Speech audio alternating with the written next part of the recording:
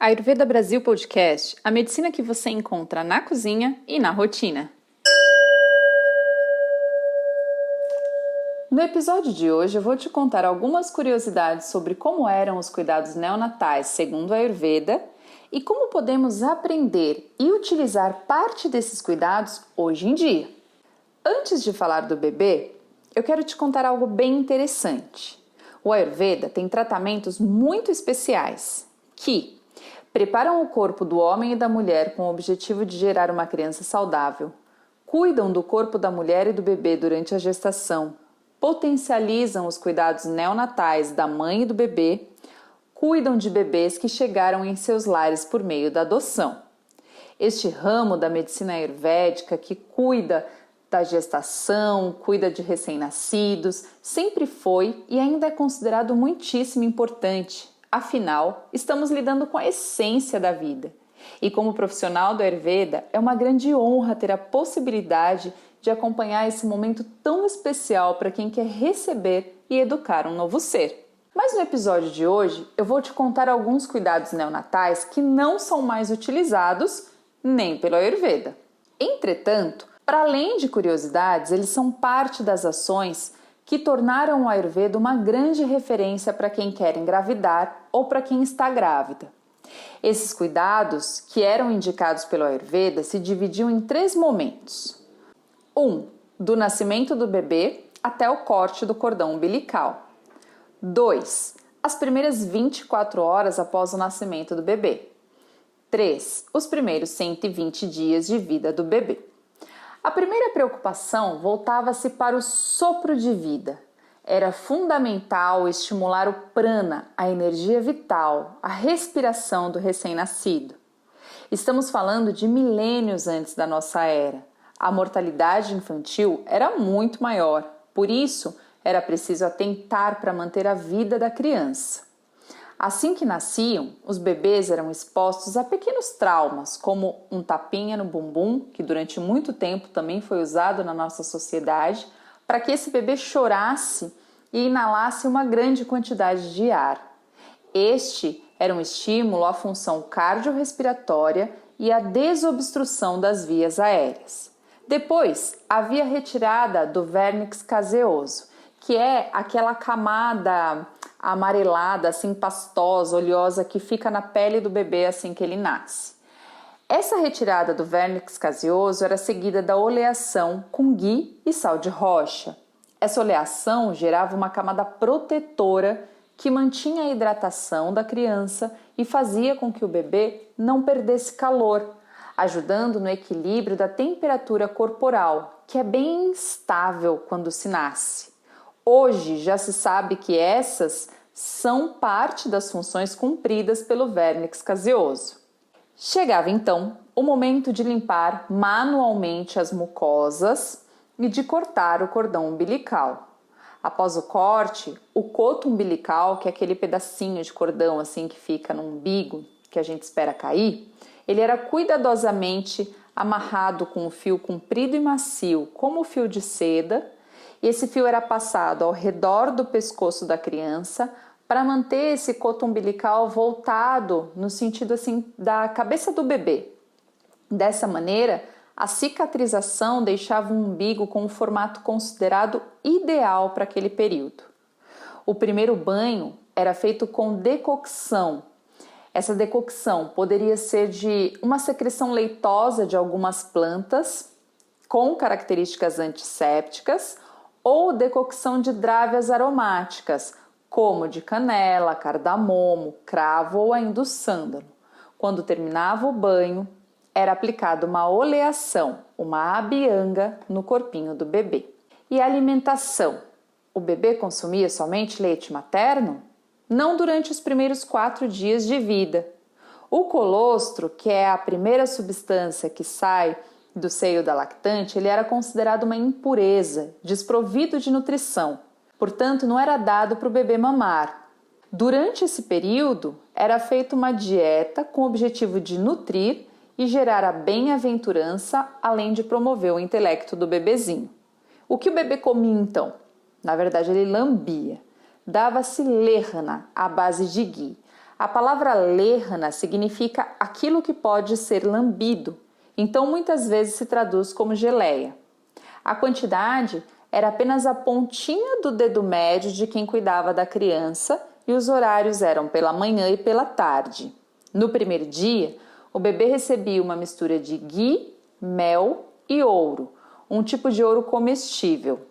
Essa mistura aumentava a imunidade do bebê e, além disso, havia a crença de que promoveria a bem-aventurança e a abundância na vida daquela criança. Depois, o bebê era alimentado 2 dias com um ghee medicado e no 4º dia era dado ghee e manteiga, ou seja, 2 substâncias que promovem muita nutrição, que formam tecido. No 5º dia, o bebê começava a se alimentar com leite materno. A partir daí, o leite materno era o único alimento dado aos bebês. Outra orientação era de que o bebê se alimentasse sempre que estivesse com fome, para evitar problemas de saúde ou atraso no seu desenvolvimento. Quando havia o ressecamento do leite da mãe ou o leite não nutria a criança, recomendava-se nesta ordem: ama de leite, já que leite materno é considerado como o único que nutre e que é de fácil digestão ao mesmo tempo. Não havendo ama de leite, leite de cabra e depois leite de vaca. O leite de cabra e o leite de vaca, eles eram fervidos com um grupo de 5 raízes pequenas. Esse leite também podia ser medicado com shira, que é uma dessas raízes, misturando sempre com açúcar para ficar palatável para a criança. Mas esse açúcar não é o açúcar refinado, então ele não tem as qualidades do açúcar refinado de hoje. Qual era a função das raízes? Diminuir vata e tornar o leite de cabra ou de vaca mais leve para a criança digerir, protegendo e promovendo o acne do bebê. Por volta do 1º ano de vida, as frutas doces eram introduzidas como o primeiro alimento além do leite materno. Mais tarde ocorria um ritual alimentar com cereais. Era o fim da fase onde o bebê se alimentava basicamente de leite materno e começava então a introdução de outros alimentos. Que alimentos eram esses? 4 cereais e leite.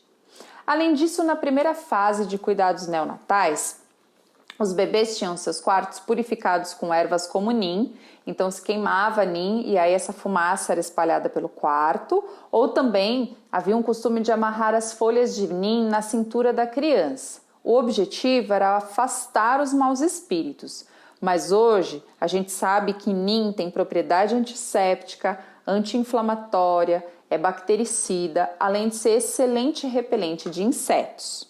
Os sentidos dos bebês também eram estimulados. Costumava-se pegar pedrinhas pequenininhas e fazer barulhinhos com essas pedrinhas, primeiro do lado da orelha direita, depois do lado da orelha esquerda da criança, para ir ativando o sentido da audição.